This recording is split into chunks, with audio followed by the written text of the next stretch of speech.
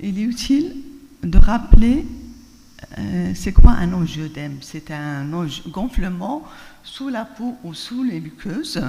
Il est localisé au niveau du visage, notamment du visage, là où la peau est la plus lâche, au niveau des extrémités. Ça peut être localisé au niveau de l'abdomen, les muqueuses abdominales, les organes génitaux. C'est un œdème qu'il faut préciser que ce n'est pas inflammatoire. Donc la couleur de la peau de l'angioedème elle est similaire à la couleur de la peau. Peut durer quelques heures à quelques jours. Elle est réversible sans séquelles, mais il peut être récurrent. Il y a deux mécanismes physiopathologiques de l'angioedème. Les angioedèmes mastocytaires, qui sont les plus fréquents, et les angioedèmes bradykiniques qui sont beaucoup plus rares. Qu'est-ce qui se passe dans les angioedèmes bradykiniques? Les angioedèmes bradykiniques, ils découlent soit d'un excès de production de la bradykinine, donc elle est produite en excès, soit un défaut de dégradation.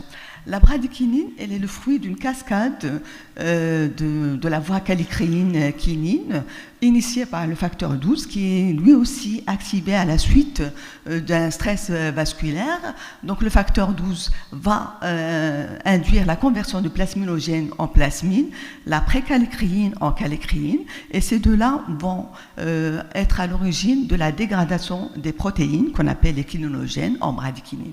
La bradykinine est un puissant vasodilatateur, donc il va se concentrer il va se lier au récepteur bêta-2, il va donner un angioedème.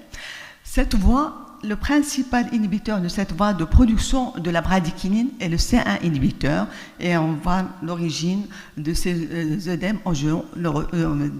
œdèmes bradykiniques. On ne dit plus œdème angioleurotique. D'un autre côté, la bradykinine peut y avoir un défaut de dégradation par un défaut d'enzyme qui la dégrade, notamment l'enzyme de conversion de l'angiotensine, qui est le principal responsable de la dégradation de la bradykinine. Les angioedèmes bradykinés ont plusieurs origines. Elles peuvent être héréditaires, acquises ou médicamenteuses.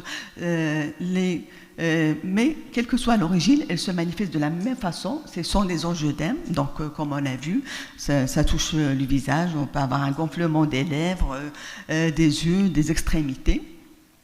On peut avoir des douleurs abdominales, mais la principale caractéristique de l'angioedème bradykinique, c'est qu'il ne dure jamais moins de 24 heures. Dans un angioedème histaminique, on peut avoir quelques heures, on peut avoir 2 heures ou 3 heures, mais l'angioedème bradykinique, il ne dure jamais moins de 24 heures. L'angioedème bradykinique ne s'accompagne jamais d'urticaire. Il s'accompagne d'un rash réticulaire qu'on appelle érythème marginé, mais jamais d'urticaire. Donc c'est un symptôme très important pour distinguer entre les deux.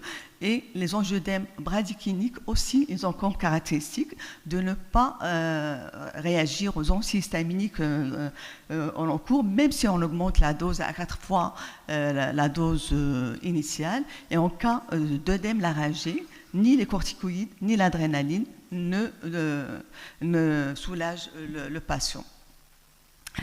Donc c'est très important d'avoir en tête cette durée de l'angioedème qui n'est jamais moins de 24 heures dans l'angioedème bradykinique. Au moment du diagnostic, en particulier pour les angioedèmes héréditaires, la majorité des patients, 75% des patients, ont au moins de localisation. Ils peuvent avoir le visage et l'abdomen, ils peuvent avoir le visage et les extrémités, et 50% ont des attaques abdominales et périphériques.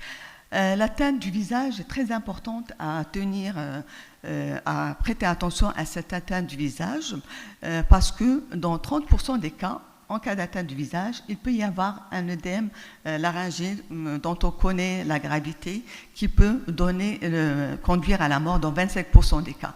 Les attaques abdominales peuvent être isolées, et ça a toute la difficulté du diagnostic, parce que ces attaques abdominales s'accompagnent de douleurs très intenses, pseudo-chirurgicales, avec des troubles digestifs, une diarrhée, des vomissements, on dirait une appendicite ou une cholécystite. Et c'est là le danger de l'absence de diagnostic, parce que ces malades vont être opérés, et si le diagnostic n'est pas connu, ça les expose à un œdème laryngé qui peut être fatal. Ces attaques abdominales sont particulièrement longues parce qu'elles durent 50 heures, donc ils sont particulièrement handicapantes pour le patient. Ces douleurs abdominales, ces attaques abdominales ont pour spécificité de ne pas s'accompagner d'un syndrome inflammatoire. Donc la VS est normale, la CRP est normale, et c'est un élément très important pour distinguer les angioedèmes bradykéniques d'autres pathologies qui donnent le même tableau de douleur abdominale pseudo-chirurgicale, comme par exemple la fièvre méditerranéenne, et s'accompagne d'une acide qui peut être réversible. Et là, c'est très important d'avoir cet élément en tête parce que ça peut mettre en doute l'examen que fait le radiologue. On va se dire, il a dit qu'il y a une acide, mais par la suite, il a disparu. Donc, ça peut être un examen erroné. Cette douleur abdominale, cette attaque abdominale, elle est aussi à l'origine d'une hypotension. Donc, ça peut être à l'origine d'un choc hypovolémique et ça peut être conduire au décès par le simple l'hypotension. Les angioedèmes bradykéniques sont des véritables maladies de système. On a vu qu'ils peuvent toucher les extrémités, le visage, mais ils peuvent toucher également les voies urinaires. Donc, on va avoir des symptômes urinaires. Comme je l'ai dit, initialement, les angioedèmes peuvent être héréditaires. Il y a 3 types d'angioedèmes héréditaires. Donc, le type 1, où le C1 inhibiteur, il est bas. Donc, le dosage pondéral et fonctionnel, il est bas. Le type 2, c'est un angioedème bradykénique où le C1 inhibiteur, la quantité de C1 inhibiteur, elle est normale, mais la fonction, elle est basse. Et il y a un type 3, des descriptions récentes, où l'activité et l'antigénémie, donc le dosage pondéral et fonctionnel est normal. Cet angioedème, on appelait antérieurement l'angioedème angioneurotique. Maintenant, elle n'est plus utilisée, cette appellation. Donc, on dit l'angioedème héréditaire ou l'angioedème bradykénique héréditaire. Le type 1, donc on a vu, avec un déficit pondéral et fonctionnel de la C1 inhibiteur, elle est plus fréquente, donc 85%. C'est une maladie rare. Elle touche une personne sur 50 000. Elle se transmet sur le mode génétique dominant. Donc, chaque enfant a le risque d'avoir la maladie dans 50% des cas. Et il y a eu plusieurs mutations qui ont été mises en évidence. Et dans 20% des cas, il s'agit d'une mutation de nouveau. Donc, la maladie n'a pas hérité des parents, mais elle a été déclarée chez le patient. C'est pour ça qu'il faut faire attention au contexte familial. Il ne faut pas attendre qu'il y ait un contexte familial pour penser à l'angioedème héréditaire, parce qu'il y a des mutations de nouveau, donc il n'y a pas de cas familial autour du patient. Et parfois, il y a des patients qui ont la maladie, mais qui sont asymptomatiques, donc on pense qu'ils n'ont pas la maladie. C'est une maladie qui, dans les symptômes, commence très tôt, parfois dès la naissance, mais la majorité des cas, ça commence avant 10 ans.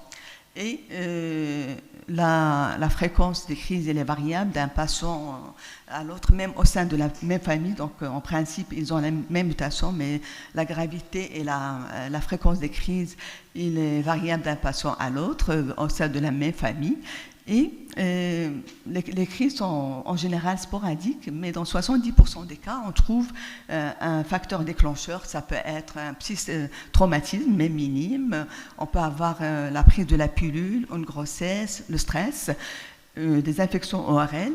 Et il y a 2 facteurs déclenchants particulièrement dangereux pour les patients. C'est les soins dentaires, puisqu'il y a le geste à proximité des voies des ORL. Donc, il y a risque d'avoir un œdème laryngé. Donc, il faut particulièrement être conscient de ce effet secondaire et de préparer le malade aux soins dentaires. Donc le type 3, où c'est un angioedème héréditaire où le C1 inhibiteur est normal. Donc c'est une maladie qui a été décrite récemment, à peine dans les années 2000. Et récemment, on a découvert qu'il s'agit d'une mutation sur le gène de facteur 12 et récemment deux mutations ont été découvertes sur le plasminogène et sur la kallikréine. C'est un angioedème qui a la particularité de commencer un peu plus tard que l'angioedème de type 1 et 2, donc 21 ans, et il y a une forte influence des œstrogènes. Dans tous les trois types, il y a une influence des œstrogènes, mais dans le type 3, elle est plus visible. L'angioedème bradykinique, on a vu qu'il est héréditaire, mais il peut être dû à certains médicaments, et notamment les inhibiteurs de l'enzyme de conversion. Donc, ça touche 0,1 à 0,7% des usagers des IEC. Donc, c'est très fréquent et il peut se voir dans la majorité des cas la première semaine, le premier mois, mais parfois, c'est des années après l'initiation du traitement et même parfois après l'arrêt du traitement. C'est un effet secondaire qui touche surtout les Afro-Américains et qui peut être partagé avec les Arabes. On voit aussi un angioedème à la suite de la prise de l'activateur tissulaire de plasminogène. Donc, c'est des médicaments qu'on utilise pour la fibrinolyse. Donc, pour la spécificité de cet angioedème, c'est qu'il touche surtout la langue et il touche la partie qui est opposée à la partie où il y a l'ischémie. Et on voit aussi un angioedème par déficit acquis en CA inhibiteur qui peut être dû à la consommation de CA inhibiteurs ou des anticorps qui attaquent le C1 inhibiteur. Pour confirmer le diagnostic, on dose le CA inhibiteur, donc à la fois l'activité et l'antigénémie, on dose le C4. Donc le type 1, tout est bas, le CA inhibiteur, la fonction est l'antigénémie, le C4 aussi. Le type 2, c'est la fonction qui est basse. Dans le type 3, tout est normal. Dans le angioedème aux inhibiteurs de l'enzyme de conversion, le CA inhibiteur est normal et le C4 est normal. Et dans le type acquis, tout est bas.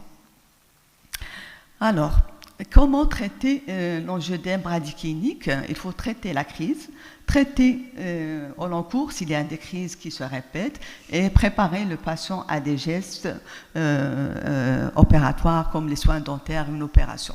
Donc, toute crise, on n'est pas obligé de traiter n'importe quelle crise, mais une crise qui est au-dessous des épaules, donc qui touche le visage, très important de la traiter parce qu'il y a un risque d'œdème laryngé, et toute crise abdominale qui est très douloureuse avec un EVA supérieur à 5 parce qu'il expose à la douleur importante et il expose à l'hypotension et choc hypovolémique. On a plusieurs traitements à disposition. Malheureusement, au Maroc, on n'a que l'Hexacil qui traite que les crises modérées, donc on n'est pas assez outillé pour traiter l'angioedème bradykinique, mais en France, partout ailleurs, on a le CA inhibiteur, donc le Berinert et le Cinras sont CA inhibiteurs qui sont dérivés du sang. On a le Ruconest, Rustin, qui est un CA inhibiteur recombinant, donc qui est très utile parce que parfois il y a de rupture des médicaments dérivés du sang. Et on a la Firazir, c'est un agoniste des récepteurs de la bradykinine, ce qu'on appelle un icatibant.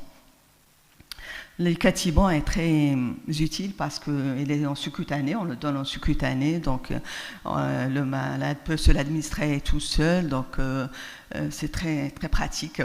Il faut souligner que la rapidité de l'administration augmente l'efficacité du traitement. Plus le traitement est administré tôt, plus on maîtrise rapidement l'angioedème. C'est très important, cette rapidité d'utilisation des médicaments. C'est utile pour soulager le patient, mais c'est surtout utile pour protéger et éviter le décès, surtout en cas d'œdème laryngé où on a vu, ça peut laisser quelques minutes, 20 minutes au patient avant l'arrêt respiratoire. Il faut préciser que l'angioédème bradykinique est beaucoup plus fatal que l'angioédème histaminique. Il y a un risque de 45 fois plus de risque de mort à cause de l'angioédème bradykinique. Donc on a vu, il faut traiter la crise, il faut éviter les crises, donc ce qu'on appelle la prophylaxie à long terme. Là, on a plusieurs médicaments qu'on peut utiliser. Donc le moins cher, c'est le danazol, donc le danatrol. Donc on le donne à la dose de 200 mg. Une fois que les crises sont maîtrisées, on peut baisser et on peut aller jusqu'à 1 à 2 fois par semaine. L'acide tranexamique, le Hexacil, on l'utilise pour... ça ne marche pas moins avec en cas de déficit de CA inhibiteur, mais on l'utilise pour le type 3 quand il n'y a pas de déficit de CA inhibiteur. Et récemment, il y a un nouveau traitement qui est très révolutionnaire. C'est un anticorps monoclonal, le Takhzyro, l'anadelumab, qu'on donne en injection cutanée une fois tous les 15 jours. Et ça a donné d'excellents résultats pour les patients qui ont résisté aux autres traitements, le danazol ou le Berinert aussi, on peut le donner en prophylaxie à court terme. En cas de soins dentaires, en cas d'opération, soit programmée, soit en urgence, c'est capital de donner le CA inhibiteur. Donc on peut donner le Berinert, on donne 20 unités par kilo, soit 1 heure avant le geste opératoire, soit à l'induction, si on n'a pas le temps, le malade a été vu en extrême urgence. Soit on peut donner le danazol en cas d'opération programmée. Et on donne 10 jours avant l'acte opératoire, on donne 600 mg 10 jours avant l'acte opératoire, on le maintient 5 jours après l'acte opératoire. Il faut toujours avoir un traitement d'urgence, même si on a fait des mesures, il faut avoir un traitement d'urgence en cas d'œdème laryngé ou de crise du visage au niveau de la face. Avec tous ces traitements, on peut toucher toutes les cibles qui entrent en jeu dans la genèse de l'angioédème. Donc on a le CA inhibiteur, le Berinert, le Cinral, donc dérivés du sang, on le reconnaisse, qui vont agir directement sur le facteur 12 et qui vont agir sur la plasmine. On peut donner l'acide tranexamique, donc qui agit sur la plasmine. On peut donner le danazol qui agit sur la production hépatique de CA inhibiteur. On peut inhiber les récepteurs de la bradykinine par l'icatibant, les furazir. Et dernièrement, on agit directement sur la canicréine par cet anticorps monoclonal, l'anadelumab, Takhzyro, dont le prix est exorbitant. Il coûte 11 000 € par mois. En finale, je voudrais préciser, insister sur les différences fondamentales entre un angioédème histaminique et un angioédème bradykinique, et surtout la durée de l'angioédème. Donc, un angioédème bradykinique ne dure jamais moins de 24 heures. Sur l'association avec une urticaire, donc l'angioédème bradykinique ne s'accompagne jamais d'une urticaire, mais s'accompagne d'un érythème marginé au moment des crises. Et le contexte familial, il peut être présent au niveau de l'angioédème histaminique, mais il peut être absent au niveau de l'angioédème bradykinique parce qu'il y a des mutations de nouveau, il y a des personnes asymptomatiques, donc il faut faire attention, il ne faut pas trop s'appuyer sur le contexte familial. Et sur les médicaments, il faut toujours voir qu'est-ce que le patient prend. Et donc, il faut faire attention aux inhibiteurs de l'enzyme de conversion et la pilule. Et les antihistaminiques n'ont aucun intérêt dans le angioédème bradykinique, ni les corticoïdes. Ils ne donnent aucune amélioration du patient. Donc, pour conclure, les angioédèmes bradykiniques ont ces spécificités qu'on a vues. Et il faut souligner ils ont fait un progrès thérapeutique ces dernières années. Donc, grâce à ces médicaments, on a baissé la mortalité de cette maladie de 29% à 23%, donc pratiquement une baisse de 25%. Et je ne finis pas sans mentionner qu'au Maroc, on a créé une association appelée l'Association marocaine des malades d'angioedème. Donc, c'est une association de patients dont le président est Ahmed Laouni, qu'on voit à droite de la photo. Et on a fait des journées d'angioedème et nos amis allergologues étaient présents. Et on attend que les choses s'améliorent pour faire une campagne nationale d'angioedème. Et pour préciser que grâce à cette mobilisation de l'association, un médicament va être introduit au Maroc, le reconnaissent. C'est un médicament qui va rendre beaucoup de services aux patients, mais il nous manque d'autres médicaments, notamment en cas d'intervention en urgence. Il faut injecter le C inhibiteur en urgence au moment de l'opération. Je vous remercie.